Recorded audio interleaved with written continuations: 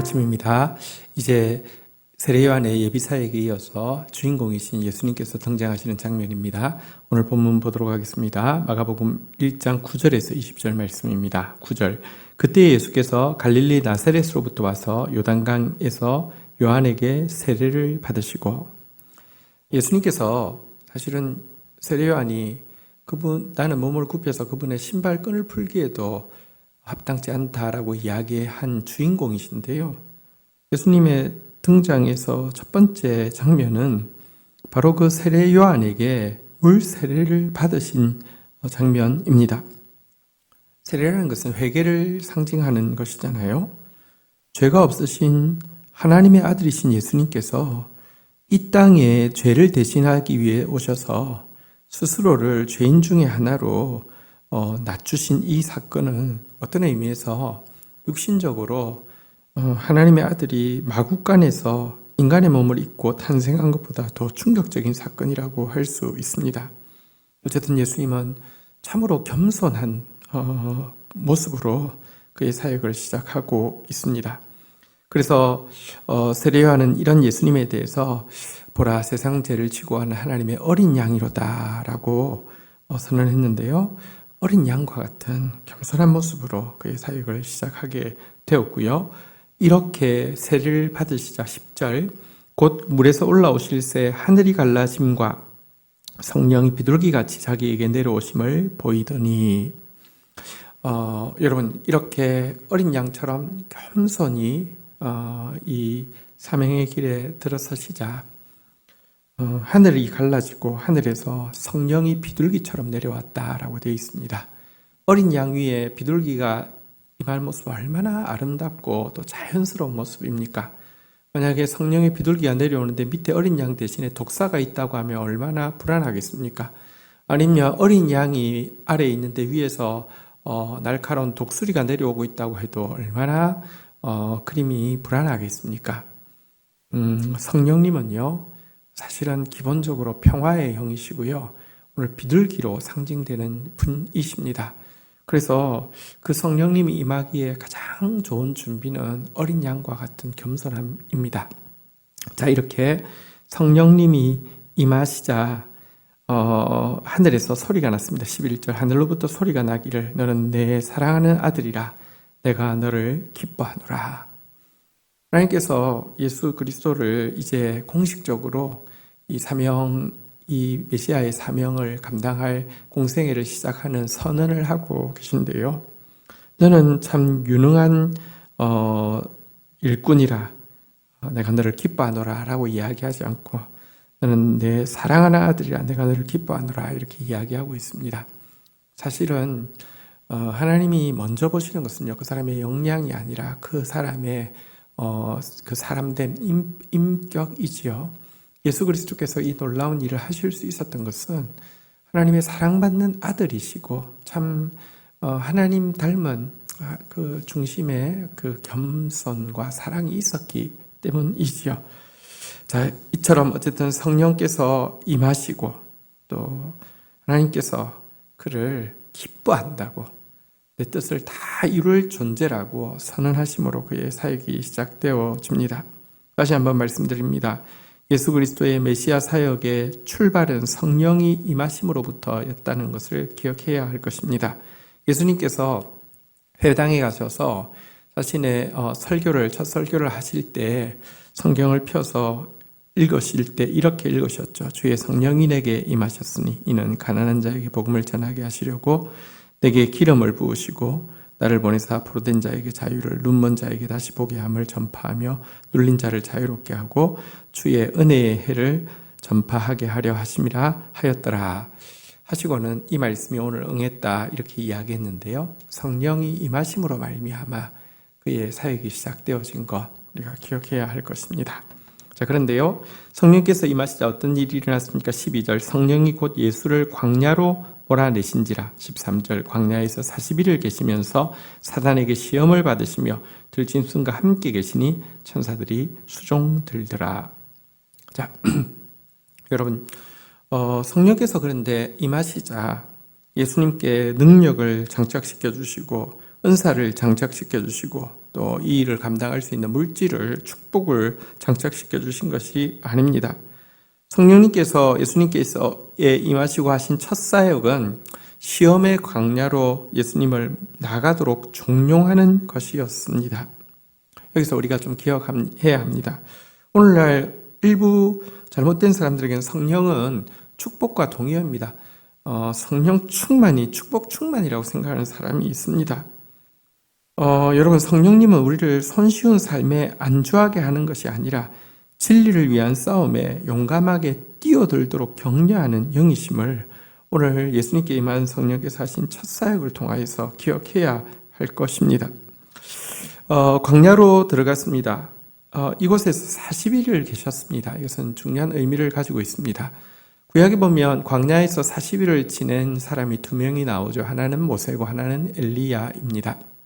모세는 말씀을 받기 위해서 이 광야에서 40일 호렙산에 올라갔던 적이 있고요. 또 엘리야는 선지자 사명을 이제 마무리하기 위하여서, 완수하기 위하여서 호렙산을 향해서 40일을 또 걸어가는 장면이 나옵니다. 근데 예수님께서 사역의 시작을 40일로 시작하시고요. 사역의 마지막 부활하시고 나서 40일 동안 제자들에게 나타나셨잖아요. 이것은 바로 그분이 말씀을 받는 모세와 또 말씀으로 받은 사명을 완수하려고 하는 이 엘리야와 마찬가지로 그분의 이 지상에서의 사역은 말씀으로 시작해서 말씀으로 마무리한다는 것을 잘 보여주고 있는 것이기도 합니다. 이곳에서는 시험이 있었습니다. 사단의 시험이 있었습니다. 그런데요, 여러분, 광야에서 예수님은 시험을 받고 들짐승이 함께 있는 광야에서 시험을 받았는데요, 승리하셨죠. 아담과 하와는 정말 아름다운 에덴 동산에서, 들짐승이 함께하는 에덴 동산에서 시험을 받고도 넘어졌지만 예수님은 아무것도 없는 척박한 광야에서 들짐승과 함께 지내면서 시험을 받았지만 감당하시고 이겨내신 분이십니다. 그리고 이 시험을 이겨낼 때에, 또 이 시험 한가운데 들어갈 때에 천사들이 들어와 수종 들었다 이렇게 되어 있는데요, 우리가 이 시험을 이겨내고 또 시험 한가운데 직면할 때 하늘의 도우심은 더 구체적으로 임한다는 사실도 볼 수 있습니다. 자, 14절입니다. 요한이 잡힌 후 예수께서 갈릴리에 오셔서 하나님의 복음을 전파하시며, 자, 이제 예수님께서 사역을 이제 본격적으로 시작하는데요, 이 시점은 요한이 잡힌 후입니다. 요한이 잡힌 후라는 것은 요한이 이제 예비자로서의 사명을 다 감당했다는 뜻입니다. 그리고 주인공이 나타난다는 뜻도 있고요. 또 한 가지는 요한은 백성들에게 그렇게 존중받고 존경받는 선지자였음에도 불구하고 그가 이렇게 투옥되고 순교로서 그의 사명을 끝을 냈다는 것은, 여러분, 이 복음에 대한 대적들의 저항과 이 반대와 박해가 얼마나 클 것인지를 또 암시하고 있기도 합니다. 자, 예수님께서 또 사역을 시작하신 곳은 갈릴리였습니다. 갈릴리는 당시 굉장히 낙후되어 있고 소외받는 지역이지요. 이것은 성경의 예언이 그대로 이루어지는 것입니다. 이사야는 이렇게 예언했습니다. 전에 고통받던 자들에게는 흑암이 없으리로다. 옛적에는 여호와께서 스불론 땅과 납달리 땅이 멸시를 당하게 하셨더니 후에는 해변길과 요단 저쪽 이방의 갈릴리를 영화롭게 하셨느니라. 예수 그리스도께서 오심으로 말미암아 그 멸시당하고 이렇게 이제 그 흑암이 있던 이곳은 영화로운 땅이 될 것이다라는 예언이 이루어지게 된 것입니다. 자, 이제 15절입니다. 이르시되 때가 찼고 하나님 나라가 가까웠으니 회개하고 복음을 받으라 하시니라. 예수님의 일성은 때가 찼다, 하나님 나라가 가까웠다라는 것입니다. 여러분, 하나님께서 하나님 나라를 잃어버린 이 우리를 하나님 나라에 다시 가까워지게 하기 위해서 당신의 아들을 보내셨습니다. 이것이야말로 하나님 나라가 가까웠다는 그분의 통치가 회복될 것이라는 가장 분명한 증거이지요. 하나님 나라가 가까웠을 때 우리가 해야 할 가장 중요한 일은 무엇입니까? 그것은 회개하고 복음을 믿는 일입니다. 죄악 가운데 살아왔던 자신의 삶에 대해서 회개하고 하나님 나라의 왕으로 이 땅에 오신 예수 그리스도를 받아들이는 일이라는 것입니다. 자, 이렇게 복음을 선포하시고는 그의 제자들을 이제 부르기 시작합니다. 26절.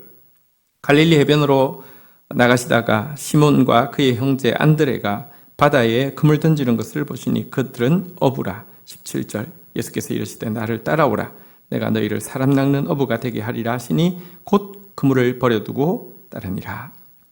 자, 제일 먼저 부르신 것은 시몬 베드로와 그의 형제 안드레입니다. 이들이 바다에서 그물 던지는 것을 보시고는 말씀하셨습니다. 나를 따라오라. 내가 너를 사람 낚는 어부가 되게 하리라. 이렇게 말씀하셨는데요. 사실 병행 본문을 보면 이미 안드레는 이 요한의 세례 요한의 제자였고요.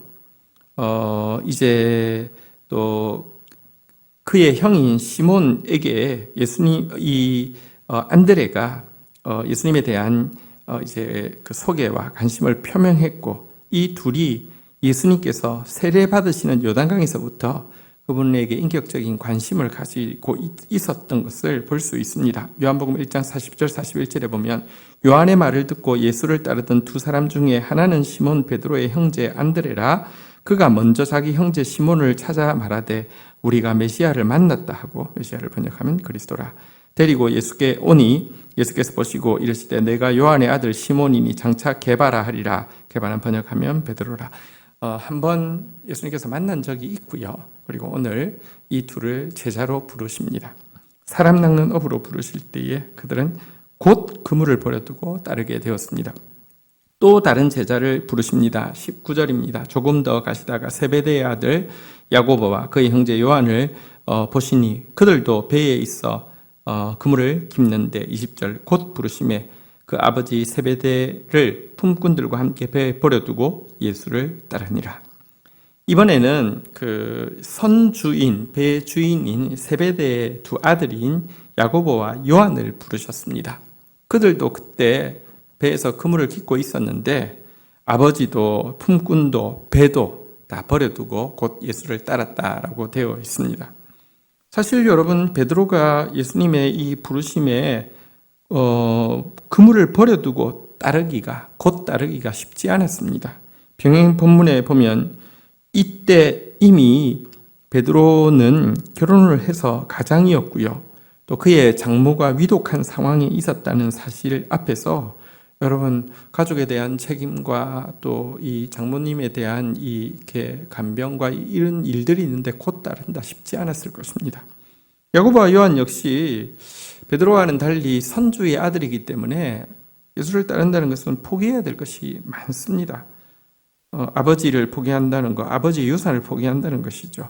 아버지에게 있는 품꾼들을 포기한다는 것이고 아버지에게 있는 배를 버려둔다는 것이죠. 그럼에도 불구하고 그들은 사람 낚는 어부라는 영광스러운 비전을 선택했고요. 이 복음을 이 부르심에 기꺼이 따를 수 있었던 것입니다. 오늘 주신 본문 말씀 가지고 같이 기도하며 나가도록 하겠습니다. 하나님 아버지, 감사합니다. 당신의 아들을 이 땅에 보내심으로 말미암아, 이 땅의 왕으로 보내심으로 말미암아 하나님 나라를 잃어버린 우리에게 하나님 나라가 가까워지게 하여 주신 것을 인하여서 감사합니다.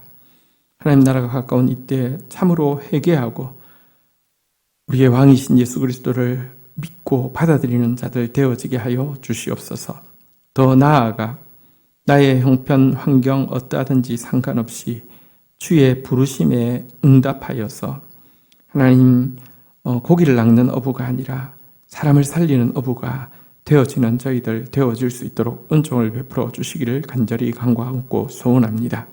오 주님, 예수 그리스도께서 우리를 위하여서 자신을 낮추시사 성육신하시는 데서 거치지 않고 죄인의 하나로 헤아림 받고 세례받으신 아름다운 모습을 보게 됩니다. 그리고 이와 같은 겸손의 어린 양 같은 모습에 성령께서 비둘기같이 임하신 모습도 보게 됩니다. 오늘도 주님 자신을 낮추는 겸손한 자 되어지게 하여 주셔서 비둘기 같은 성령으로 충만한 하루가 되어지도록 인도하여 주시옵소서. 오늘도 시험 많은 세상을 살아갑니다.